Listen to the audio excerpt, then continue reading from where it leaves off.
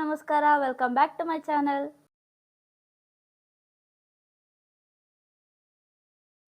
Already ತಮ್ನೇಲಲ್ಲಿ ನೋಡಿರ್ತೀರಾ. Welcome to episode 2 of handmade gift. ನನಗೆ ಈ ಗಿಫ್ಟ್ ಐಡಿಯಾ ಹೇಗೆ ಬಂತು ಅಂದರೆ, ನಾನು ರ್ಯಾಂಡಮಾಗಿ ಗಿಫ್ಟ್ಸ್ ಅಂತ ಹುಡುಕ್ತಾ ಇರ್ಬೇಕಾದ್ರೆ ಇನ್ಸ್ಟಾಗ್ರಾಮಲ್ಲಿ ನನಗೆ ಇದೊಂದು ರೀಲ್ ಶೋ ಅಪ್ ಆಯಿತು. ನೋಡಿದೆ, ತುಂಬ ಚೆನ್ನಾಗಿತ್ತು, ಇಷ್ಟ ಆಯಿತು.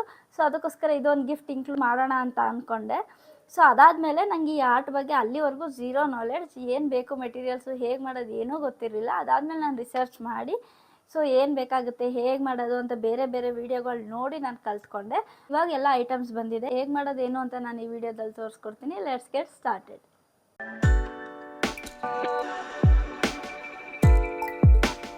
ಬೇಕಾಗಿರೋ ಮೆಟೀರಿಯಲ್ಸು MDF ಬೋರ್ಡ್ ಅಂತ. ನಾನು ಇದು 12 ಇಂಚ್ ತೊಗೊಂಡಿದ್ದೀನಿ. ಇದು ಬೇರೆ ಬೇರೆ ಡಿಫ್ರೆಂಟ್ ಸೈಜಲ್ಲೂ ಅವೈಲಬಲ್ ಇದೆ. ಇದು ಸೆಟ್ ಆಫ್ 6 ಬಂತು ನನಗೆ.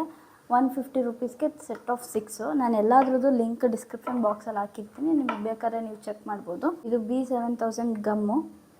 ಇದು ಮೌಲ್ಡೆಡ್ ಕ್ಲೇ. ಇದನ್ನು ನಾನು ಆನ್ಲೈನಲ್ಲಿ ತರಿಸಿದ್ದು. ಇದು ಪ್ಯಾಕ್ ಆಫ್ 50 ಗ್ರಾಮ್ಸ್ ಈಚ್. ಈ ಥರ ಮೆಟೀರಿಯಲ್ಸ್ ನಮಗೆ ಸಿಗುತ್ತೆ. ಕ್ಲೇ ಮಾಡಲಿಂಗ್ ಮೆಟೀರಿಯಲ್ಸ್ ಅಂತ ಸರ್ಚ್ ಮಾಡ್ಬೇಕಾದ್ರೆ ನಮಗೆ ಇದು ಸಿಗುತ್ತೆ. ಜಸ್ಟ್ ಪರ್ಫೆಕ್ಷನ್ಗೆ ಮತ್ತು ಡಾಟ್ಸ್ಗಳು ಇಡೋಕ್ಕೆ ಅದಕ್ಕೆ ಯೂಸ್ ಆಗೋ ಮೆಟೀರಿಯಲ್ಸ್ ಇದು. ಇನ್ನು ನಾನು ತೊಗೊಂಡಿರೋದು ಪೆನ್ಸಿಲ್ಲು, ಕಾಂಪಸ್ಸು.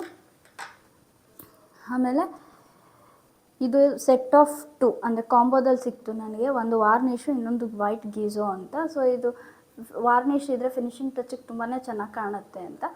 ಗೀಝೋ ಮೆಟೀರಿಯಲ್ಲು ವೈಟ್ ಬೇಸಿಗೆ ಯೂಸ್ ಮಾಡೋಕ್ಕೆ ನಾವು ಇದನ್ನ ತೊಗೋತೀವಿ. ಈ ಎರಡು ಕಾಂಬೋದಲ್ಲಿ 200 ರುಪೀಸಿಗೆ ಸಿಕ್ತು ನನಗೆ. ನಾನು ಡಿಸೈನ್ ಆಲ್ರೆಡಿ ನೋಡಿ ಇಟ್ಕೊಂಡಿದ್ದೀನಿ. ಸೊ ಅದರದ್ದೊಂದು ರಫ್ ಐಡಿಯಾ ಇದೆ ನನಗೆ. ಸೊ ಅದ್ರ ಪ್ರಕಾರ ನಾನು ಇದನ್ನು ಮಾಡ್ತಾ ಹೋಗ್ತಿದ್ದೀನಿ. ರೆಫರೆನ್ಸ್ ಫೋಟೋ ನೋಡಿಕೊಂಡು ಸೆಂಟರ್ ಫೈಂಡ್ ಮಾಡ್ತಾ ಇದ್ದೀನಿ. ಇದು ಸೆಂಟರ್. ನಮಗೆ ಸೆಂಟರ್ ಸಿಕ್ಕಿದ ಮೇಲೆ ನಾನು 2 ಸರ್ಕಲ್ನ ಮಾಡ್ಕೊತೀನಿ.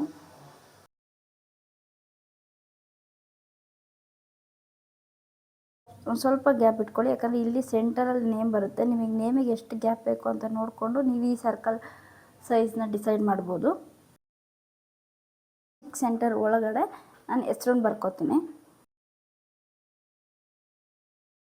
ಈ ಥರ ಒಳಗಡೆ ನಾನು 2 ಲೈನ್ ಹಾಕ್ಕೊಂಡಿದ್ದೀನಿ. ನಿಮ್ಗೆ ಹೆಸರು ಎಷ್ಟು ದೊಡ್ಡದು ಬೇಕೋ ಅದ್ರ ಮೇಲೆ ನೀವು ಈ ಲೈನ್ಗಳದ್ದು ಗ್ಯಾಪ್ನ ಡಿಸೈಡ್ ಮಾಡ್ಬೋದು.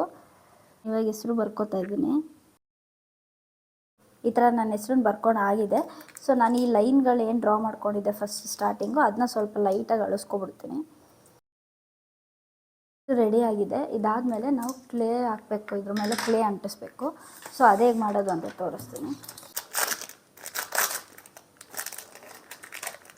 ನಮಗೆ ಈ ಥರ ಒಂದು ಪ್ಯಾಕ್ ಕ್ಲೇಯಲ್ಲಿ ಒಂದು ಹಾರ್ಡನರ್, ಒಂದು ರೆಸಿನ್ ಬೇಸ್.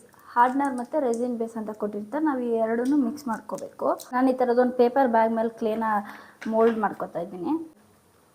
ಟಾಲ್ಕಮ್ ಪೌಡ್ರನ್ನ ನಾವು ಹಿಂಗೆ ಮೇಲೆ ಹಾಕ್ಕೊಳ್ಳೋಣ, ಸೊ ಅದು ಸ್ಮೂತ್ ಆಗಲಿ ಅಂತ. ಆಮೇಲೆ ಕ್ಲೇನ ಎರಡೂ ಮಿಕ್ಸ್ ಮಾಡಬೇಕು, ಹಾರ್ಡ್ನರ್ ಮತ್ತು ರೆಸಿನ್ ಬೇಸ್ ಎರಡೂ. ಇಲ್ಲಿ ಕಲರ್ ಡಿಫ್ರೆನ್ಸ್ ಗೊತ್ತಾಗ್ತಾ ಇದೆ ನಿಮಗೆ. ನಮ್ಗೆ ಈ ಥರ ಬರಬಾರ್ದು, ಎರಡು ಒಂದೇ ಕಲರ್ ಬಂದಾಗ ಅದು ಮಿಕ್ಸ್ ಆಗಿದೆ ಅಂತ. ಸೊ ಇನ್ನು ಇದನ್ನ ಚೆನ್ನಾಗಿ ಮಿಕ್ಸ್ ಮಾಡ್ಕೋಬೇಕು. ಇವಾಗ ಒಂದೇ ಕಲರ್ ಆಗಿದೆ ಇದು. ಸೊ ಇವಾಗ ಇದು ಕರೆಕ್ಟಾಗಿ ಮಿಕ್ಸ್ ಆಗಿದೆ ಅಂತ. ಒಂದು ಸ್ವಲ್ಪ ಕ್ಲೇನ ತೊಗೊಂಡು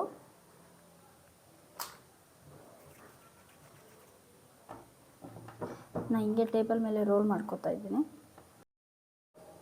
ಸೊ ನಾನು ಈ ಥರ ಈ ಶೇಪ್ ಮಾಡ್ಕೊಂಡಿದ್ದೀನಿ.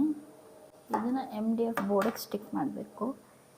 ಸ್ಟಿಕ್ ಮಾಡೋಕ್ಕೆ MDF ಬೋರ್ಡಿಗೆ ಈ ಕ್ಲೇನ ಸ್ಟಿಕ್ ಮಾಡೋಕ್ಕೆ ನಾನು ಈ ಗ್ಲೂನ ಆರ್ಡರ್ ಮಾಡಿದ್ದೆ. ಆ್ಯಕ್ಚುಲಿ ಫೆವಿಕಾಲಲ್ಲೂ ಕೆಲವರು ಸ್ಟಿಕ್ ಮಾಡ್ತಾರೆ, ಬಟ್ ನಾನು ನೋಡಿದ ಮಟ್ಟಕ್ಕೆ ದಿಸ್ ಇಸ್ ಸ್ಟ್ರಾಂಗಾಗಿ ಅಂಟ್ಕೊಳ್ಳುತ್ತೆ ಅನ್ನೋ ಕಾರಣಕ್ಕೆ ನಾನು ಇದನ್ನ ಆರ್ಡರ್ ಮಾಡಿದೆ.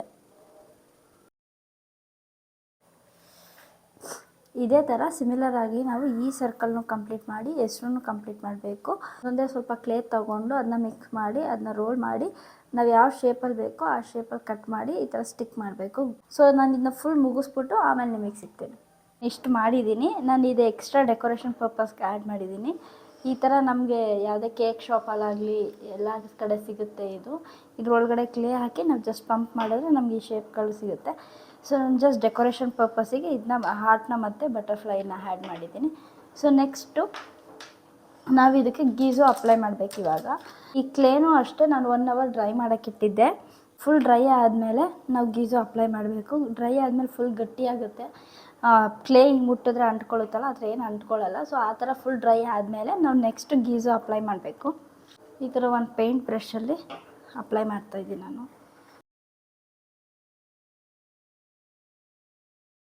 ಗೀಝು ಅಪ್ಲೈ ಮಾಡಾಯಿತು. ಪರ್ಫೆಕ್ಟಾಗಿ ಇಲ್ಲ ಅಂದ್ರೂ ಪೇಂಟ್ ಮಾಡ್ಬೇಕಾದ್ರೆ ನಾವು ಮ್ಯಾನೇಜ್ ಮಾಡ್ಬೋದು. ಗೀಝು ಒಂದು ಬೇಸ್ ಥರ ಅಷ್ಟೇ. ಸೊ ಇವಾಗ ಕ್ಲಮ್ಸಿ ಅನಿಸಿದ್ರು ಏನು ತಲೆ ಕೆಡಿಸ್ಕೊಳ್ಳೋಂಗಿಲ್ಲ. ನಾನು ಇದನ್ನ 2 to 3 hours ಡ್ರೈ ಮಾಡೋಕ್ಕೆ ಬಿಟ್ಬಿಡ್ತೀನಿ ಕಂಪ್ಲೀಟ್ಲಿ. ಅದು ಫುಲ್ ಡ್ರೈ ಆದಮೇಲೆ ನಾನು ಪೇಂಟ್ ಮಾಡೋಕ್ಕೆ start. Base coat full dry ಆಗಿದೆ. ಇವಾಗ ನೆಕ್ಸ್ಟ್ ಸ್ಟೆಪ್ಪು ಪೇಂಟಿಂಗಿಗೆ ನಾನು ಅಕ್ರಾಲಿಕ್ ಕಲರ್ಸ್ನ ಯೂಸ್ ಮಾಡಿದ್ದೀನಿ, ಫೆವಿಕ್ರಿಲ್ ಅವ್ರದ್ದು. ಈ ಲಿಪನ್ ಆರ್ಟಿಗೆ ಮೇಯ್ನ್ ಏನಂದರೆ ಅಕ್ರಾಲಿಕ್ ಪೇಂಟು ಮತ್ತು ಮೌಲ್ಡೆಡ್ ಕ್ಲೇ. ಈ ಕಂಪ್ನಿದೇ ತೊಗೋಬೇಕು ನಾವು, moulded clay and acrylic colours. ನಾನಿವಾಗ ಒಂದು ಕಲರ್ ಥೀಮ್ ಇಟ್ಕೊಂಡಿದ್ದೀನಿ. ಸೊ ಅದ್ರ ಪ್ರಕಾರ ಇದನ್ನ ಪೇಂಟ್ ಮಾಡ್ಕೊಂಡು ಹೋಗ್ತೀನಿ. Shade sky blue,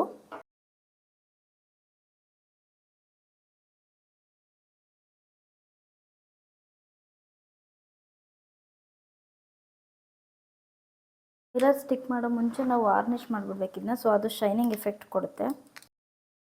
varnish apply ಮಾಡಿದ್ಮೇಲೆ ಒಂದು 5-10 ಮಿನಿಟ್ಸ್ ಬಿಡೋಣ. 5-10 ಮಿನಿಟ್ಸ್ ಸಾಕು ವಾರ್ನಿಷ್ ಡ್ರೈ ಆಗೋಕ್ಕೆ. ಸೊ ಇದಾದಮೇಲೆ ಮಿರರ್ನ ಸ್ಟಿಕ್ ಮಾಡೋಣ. ಓಕೆ, ಇವಾಗ ನಾನು ಮಿರರ್ಸ್ನ ಸ್ಟಿಕ್ ಮಾಡ್ತಾಯಿದ್ದೀನಿ. ಮಿರರ್ ಸ್ಟಿಕ್ ಮಾಡೋದಕ್ಕೂ ನೀವು ಈ ಗಮ್ನ ಯೂಸ್ ಮಾಡ್ಬೋದು, ಇಲ್ಲ ಫೆವಿಕಾಲ್ನ ಯೂಸ್ ಮಾಡ್ಬೋದು. Anything is fine.